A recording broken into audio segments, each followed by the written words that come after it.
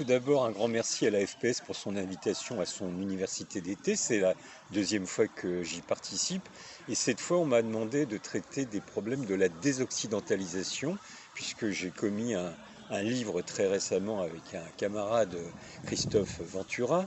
Et dans ce livre, nous essayons de disséquer l'état actuel des relations internationales, ce qu'on appelle communément la désoccidentalisation du monde, c'est-à-dire l'émergence sur la scène internationale des capacités d'influence de ce qu'on appelle les États du Sud. Le fait que les États du Sud acceptent de moins en moins de passer sous les fourches codines, de céder aux exigences des États occidentaux, est un élément tout à fait structurant de la situation internationale. Le fait que désormais les États du Sud,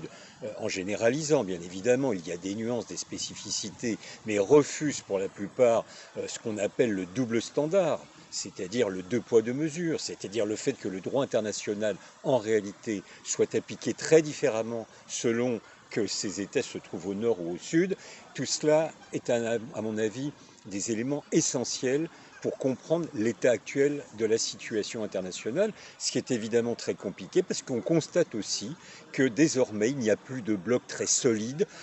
très homogènes et que de plus en plus les États, notamment les États du Sud, choisissent des relations partenariales à plusieurs niveaux, ce qu'on appelle le multi-alignement par exemple, et ça c'est de plus en plus commun. Et enfin pour terminer, j'ai tenté de replacer la question de la Palestine,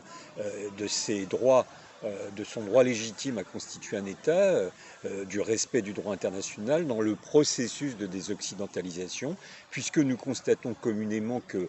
globalement, là encore, les États du Sud soutiennent les revendications palestiniennes, soutiennent l'application du droit international appliqué à la question palestinienne, même si là aussi il y a des nuances, des spécificités. Donc voilà en gros ce dont nous avons débattu ensemble au sein de cette université d'été de la FPS.